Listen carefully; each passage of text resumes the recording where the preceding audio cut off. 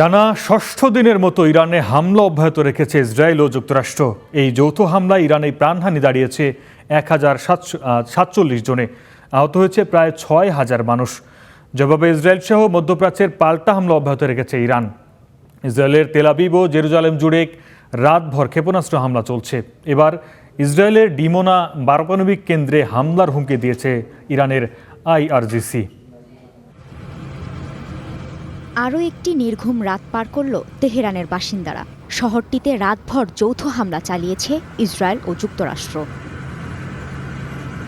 বুধবার তেহরান সহ কোম, ইস্ফাহান, কুর্দি শহরের সানান্দাজ, সাজেক ও বুকানে ক্ষেপণাস্ত্রের তাণ্ডব চালিয়েছে যুক্তরাষ্ট্র ও ইসরায়েল। তাদের মূল টার্গেট ইরানের বিভিন্ন নিরাপত্তা স্থাপনা ও ক্ষেপণাস্ত্র উৎপাদন কেন্দ্র। অপারেশন এপিক ফিউরির অংশ হিসেবে ইরানের সামরিক যানবাহন ও সরঞ্জামের ওপর ক্ষেপণাস্ত্র হামলার ভিডিও প্রকাশ করেছে মার্কিন সেন্ট্রাল কমান্ড।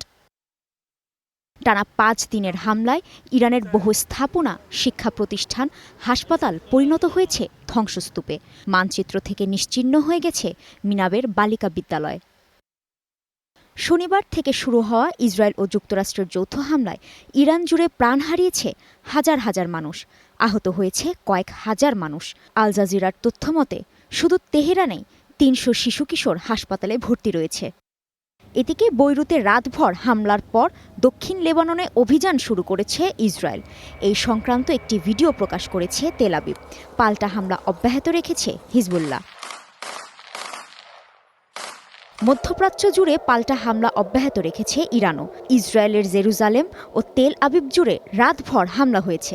দফায় দফায় বেজেছে বোমা হামলার থেকে সতর্ক থাকার সাইরেন। ইরানের IRGC বলছে, যুক্তরাষ্ট্র ও ইসরায়েলের লক্ষ্যবস্তুতে তাদের 19তম দফার হামলা শুরু হয়েছে। তেহরান এই সামরিক অভিযানের নাম দিয়েছে ট্রু প্রমিস 4।